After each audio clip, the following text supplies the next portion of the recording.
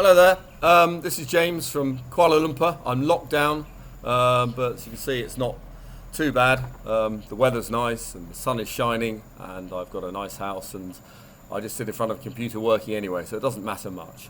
Now, I have just done something which I haven't done for a very long time, and I've actually spent a couple of days reading the World Bank report on Indonesia's emerging middle class. And middle class in Indonesia is defined as basically having economic security, which basically means you move from being a subsistence guy to a person who has extra money for consumption.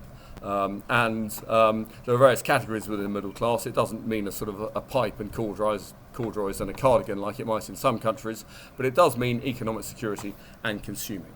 Now, the Indonesia's middle class has been growing in terms of numbers by about 10% per annum for the last 10 years. In terms of how much they consume, that's been growing by 12% per annum. And actually per capita it's higher than that because middle class families have less children.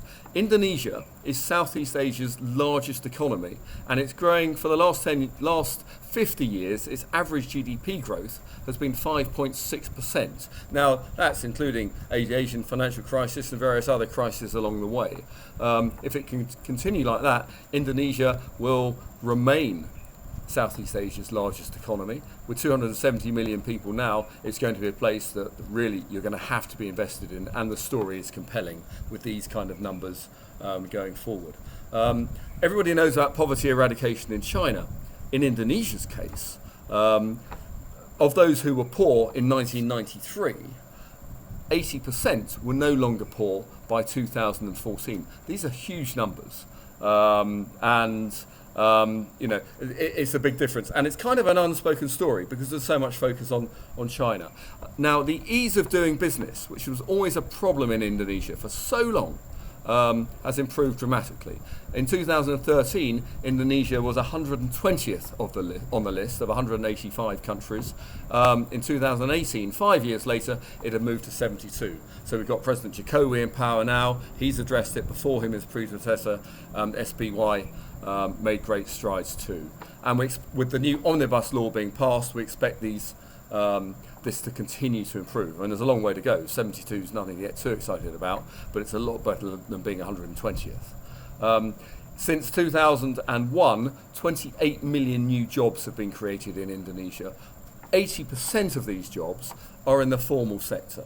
Formal jobs tend to be salaried and have much better security and pay twice as much as jobs in the casual sector. So you can see what's going on in this country. I'm not sure people bang the drum loudly enough for it. 3/4 of the middle class live in cities. That isn't that surprising, as you'd be surprised. And their children stay in education longer.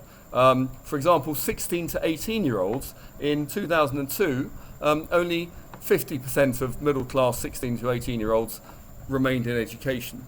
By 2014, it was 73%, so a 50% increase just about, which is significant. You know, the longer you stay in education, the better qualified you are, the more you earn, the more you consume, etc. Now, there's still a very long way to go. Indonesia's a poor country. 37% of children are stunted still. And even amongst the middle class, half of the middle class still lack access to proper sanitation, clean water and decent housing. And the main factor in this is decent housing. The government is not providing infrastructure that it should do. And a lot of this comes down to the poor tax take. Government spending is 14.6% of GDP. Against an emerging market average of 35%.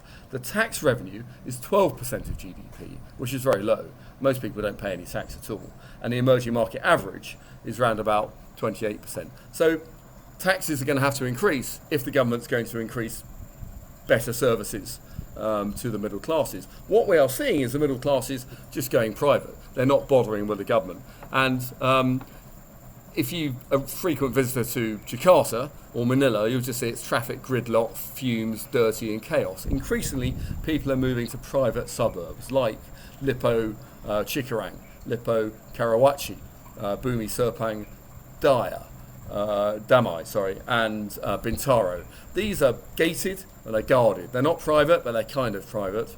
The power is supplied by the developer, normally as a private power supplier, so they're not relying on the grid, which is unstable. The water, the sewage, the sanitation, everything else is taken care of by the estate developer. There tend to be private schools, private hospitals, and even private security. And so a lot of people are just opting out of government services, and this is a trend.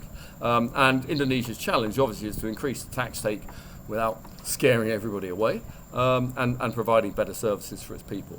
But nevertheless, just remember that number, 5.6% GDP growth for Southeast Asia's largest economy per annum on average for the last 50 years. That is likely to continue. I mean, the potential is 8%, but due to corruption, cronyism, and all the rest of it, that's unlikely ever to be really hit. So this country is going to continue to grow. The middle class is going to continue to expand. They're going to earn more. They're going to spend more. And we believe there are a lot of undervalued consumption stocks still there to be bought. And this is going to become a must-own story as opposed to Indonesia.